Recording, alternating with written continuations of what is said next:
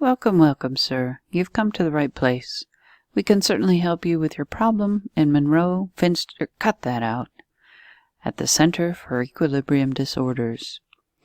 Our next study guide, we're going to continue with the concepts of equilibrium, displacement from equilibrium being amplitude, and oscillations about equilibrium. In the next study guide, our examples of waves are going to be shifting from sound to light, with our study guide being entitled TraveLLing Light. Emphasizing the capital L's here to help you remember longer wavelengths, lower frequencies. Your daily homework is to review the study guide. Reviewing means to reread and or rewrite for understanding. If concepts are unclear, reach out to your teacher.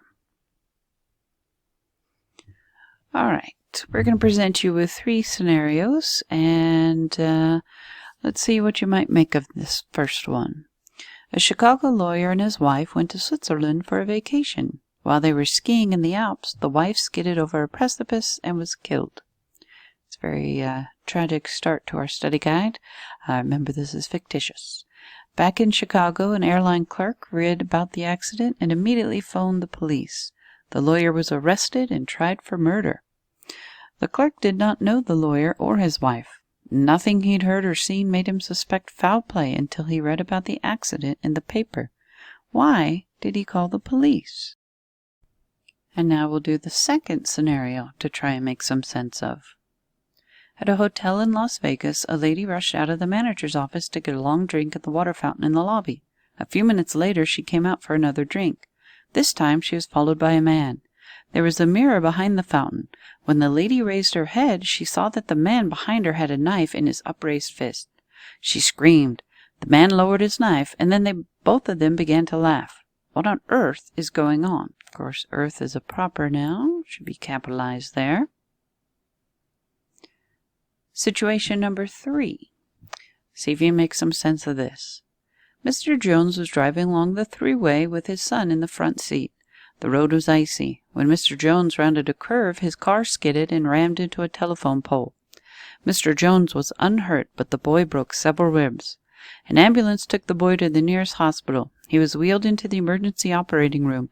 The surgeon took one look at the patient and said, "I can't operate on this boy. He's my son." How could this be?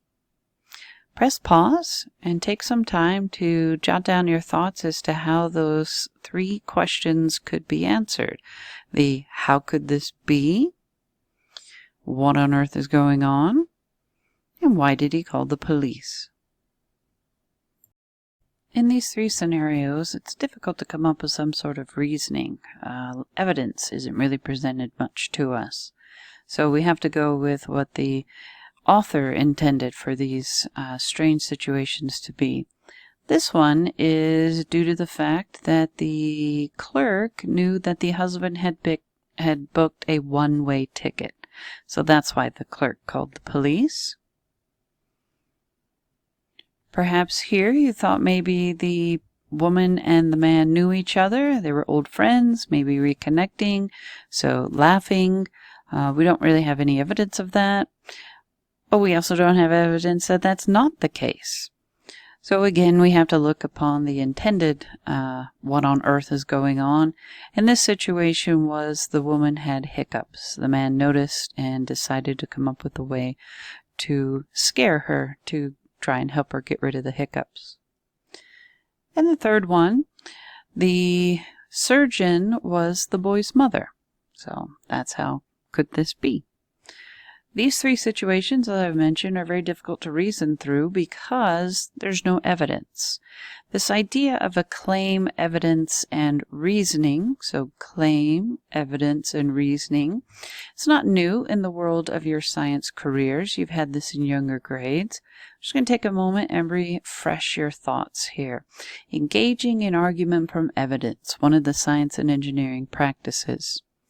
A claim is an idea that you support with evidence and reasoning. So the claim, evidence, reasoning process you're familiar with.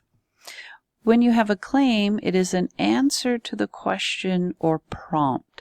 For example, how could this be? What on earth is going on? So you could state these in forms like this. They do not have to be in these formats. These are just starting ideas. I know, or I learned. And this isn't a blank that you're trying to fill in your notes. This is kind of blah, blah, blah, what I would put here. Maybe you state the claim as the answer is blah, blah, blah.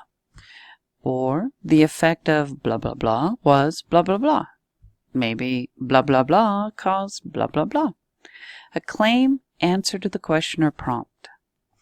Evidence, what those scenarios lacked. Supporting information. The data, the details. The proof. The evidence which supported my claim is blah, blah, blah. That's a way you could present evidence. The results were such and such. The data show such and such. Recognized data is generally perceived as a plural. Data show. Reasoning. Justification which connects the claim and evidence. So you have your claim from evidence, and your reasoning connects the evidence in the claim.